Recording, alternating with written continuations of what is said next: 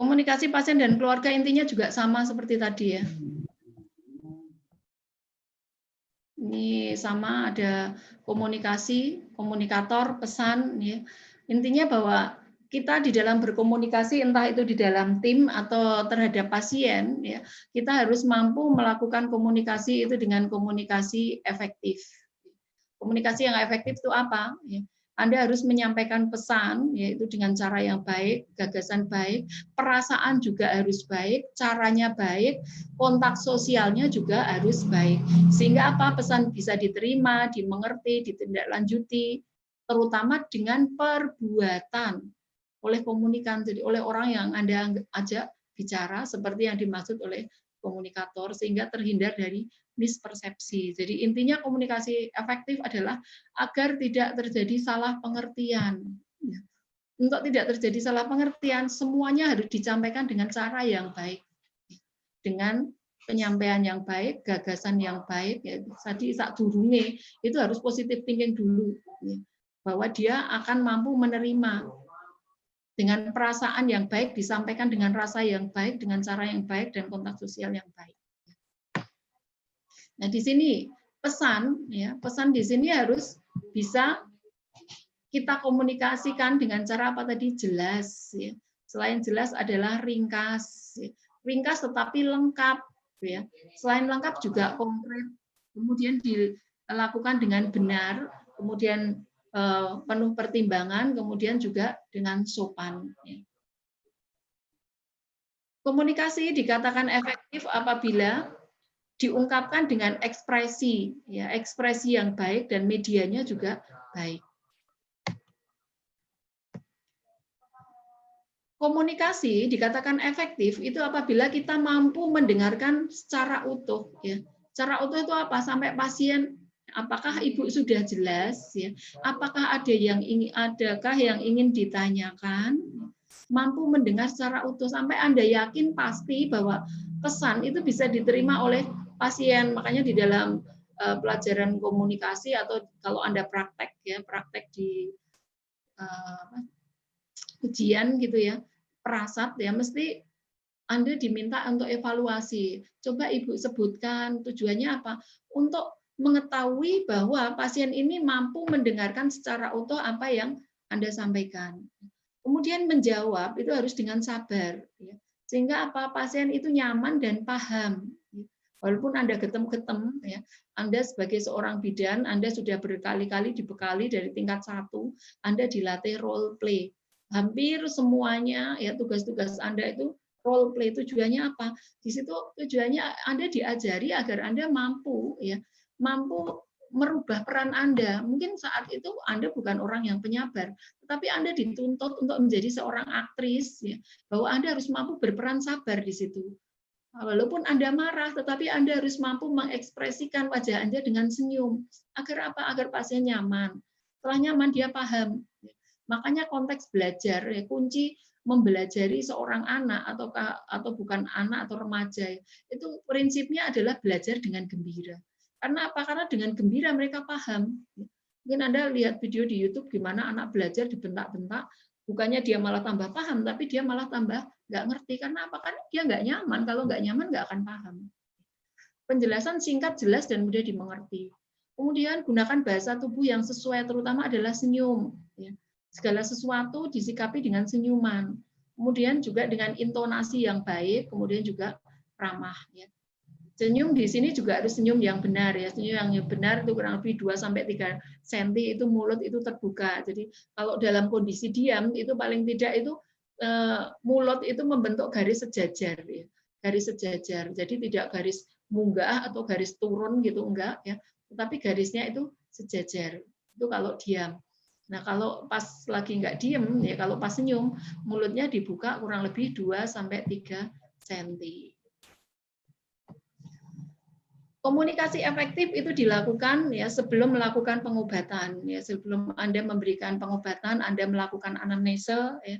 Anamnesa di situ Anda memberikan pertanyaan, kemudian Anda mendiagnosa, kemudian Anda kira-kira obat apa yang harus diberikan atau tindakan apa yang harus diberikan pada pasien, informasi apa yang harus Anda sampaikan. Ini harus dilakukan dengan baik, ya. Kemudian sampai pasien itu ngerti, ya, sehingga perlu diajukan pertanyaan kepada pasien. Ya. Yakin bahwa apa yang Anda lakukan ini semuanya untuk kepentingan pasien, sampai yakin bahwa pasien ini merasa apa ya, merasa diperlakukan dengan baik atau dengan istimewa gitu ya. Kemudian informasi itu juga diberikan pada pasien saat pasien sakit. Kalau tadi sebelum memberikan obat, ya, diberikan informasi atau Anda anamnesa, ditanya-tanya, ya, kemudian Anda jelaskan juga tujuannya apa.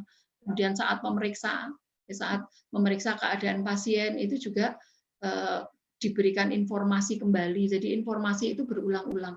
Tadi kan sudah tak tanya, tadi kan sudah tak kasih tahu pada saat dia mau saya periksa. Nah, saat periksa diulangi lagi. Kira-kira jenis obat apa yang cocok, apa yang harus diberikan informasinya kepada pasien, ya, prosedur apa. Kemudian semuanya harus dilakukan dengan empatik dan santun. Jadi memberikan informasi tidak cukup pada saat anamnesa tok, tetapi juga saat Anda memeriksa itu sambil ngomong, itu diulangi lagi agar pasien paham. Terus kemudian gunakan bahasa yang sederhana.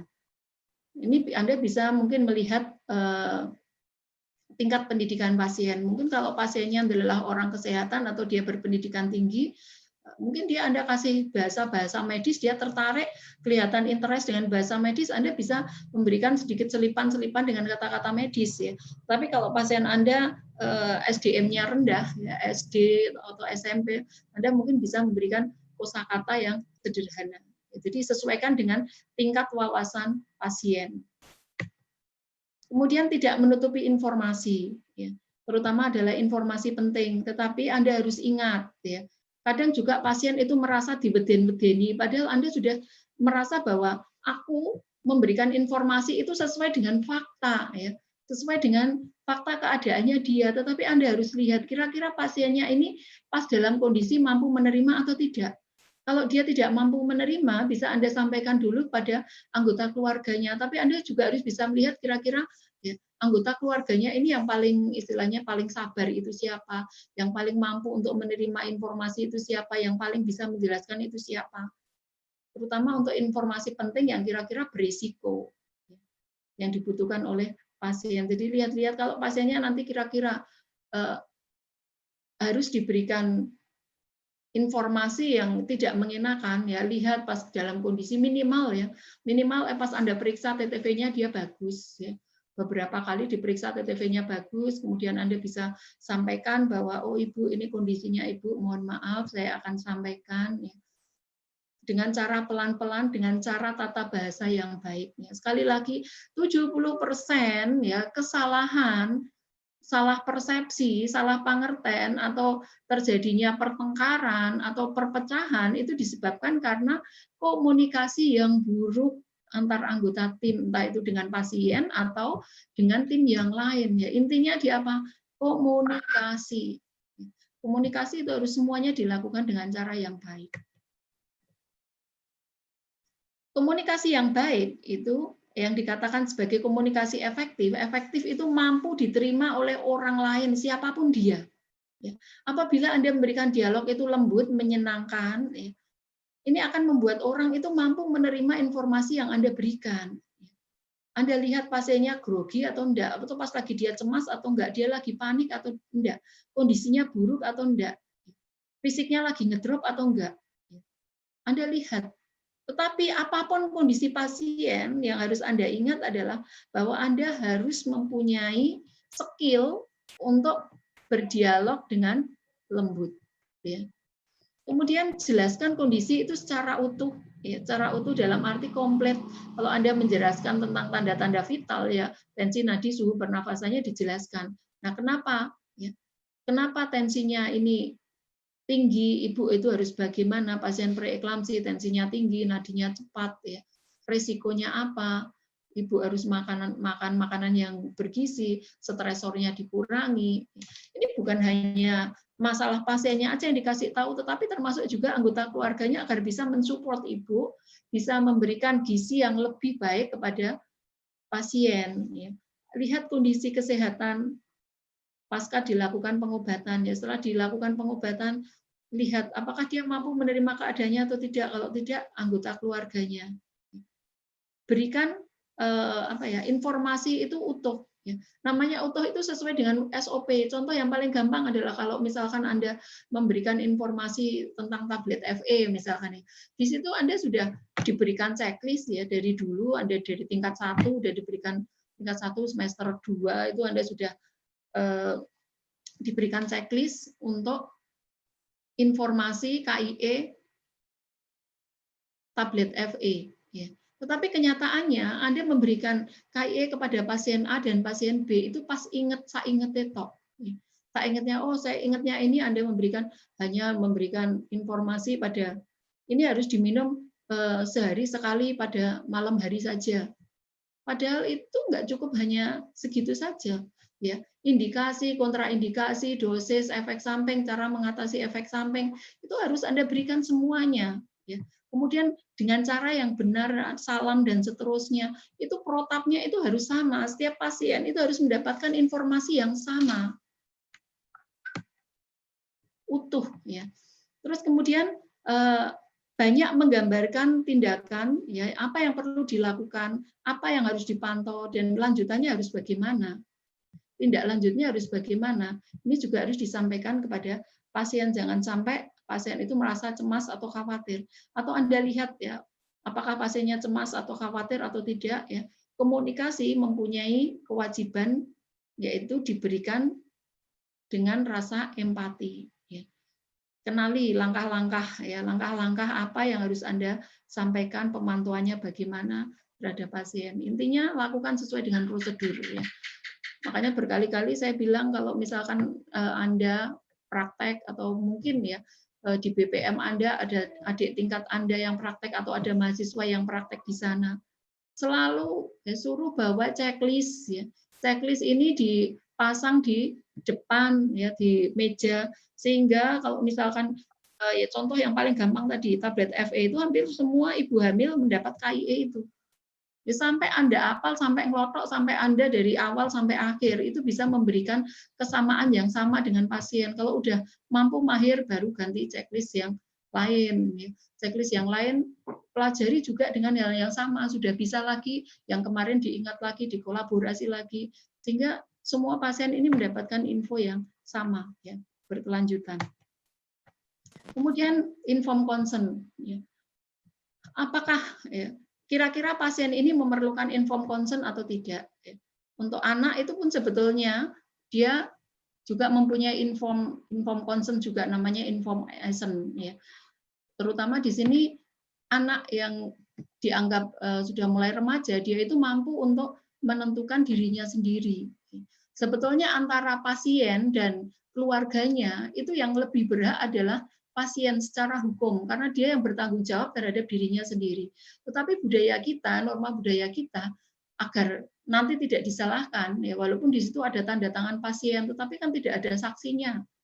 Tapi kalau ada keluarganya yang tanda tangan dengan persetujuan pasien itu sudah jelas ada pendukungnya. Nah, itu kadang norma itu yang menjadi yang dijadikan sebagai tolok ukur utama. Jadi setiap ada tindakan ya yang disuruh tanda tangan keluarganya. Sedangkan kalau kepeksa baru kemudian pasiennya nggak ada yang nunggu, ya baru kemudian pasiennya sendiri. Padahal sebetulnya yang paling berhak untuk tindakan untuk dirinya sendiri adalah pasien.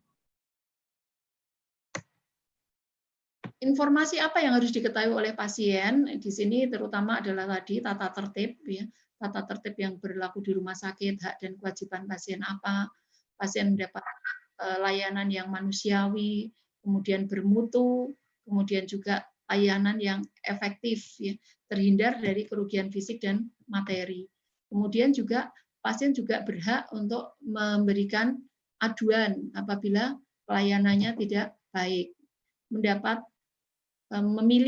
memilih dokter sesuai dengan keinginannya, terus kemudian berkonsultasi, kemudian mendapatkan privasi, kerahasiaan dari catatan medik yang dia punya, kemudian mendapatkan informasi tentang dirinya dari diagnosa, tindakan medis, ya, kemudian juga prognosanya, biayanya. Selain itu juga memberikan persetujuan atau pasiennya menolak atas tindakan yang akan diberikan kepadanya. Kemudian juga mendampingi atau didampingi keluarganya dalam kondisi kritis. Kemudian menjalankan ibadah sesuai dengan kepercayaannya, kemudian memperoleh keamanan dan keselamatan selama di rumah sakit, kemudian memberikan usul saran bagi rumah sakit atau puskesmas atau di mana dia dirawat, ya.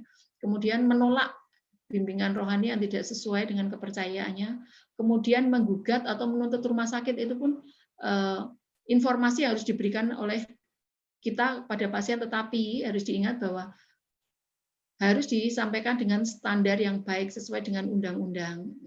Tetapi ini apabila kebangetan ya, tetapi tidak harus semua pasien kita berikan informasi ini. Oh, Anda boleh menuntut atau menggugat enggak ya. Tetapi ini bisa diberikan dalam kondisi-kondisi genting. Kemudian pasien juga berhak untuk mengeluhkan tentang pelayanan di rumah sakit. Boleh juga dia menggunakan media cetak atau media elektronik, tetapi harus sesuai dengan Undang-Undang ITE. Itu kurang lebih untuk komunikasi terhadap pasien.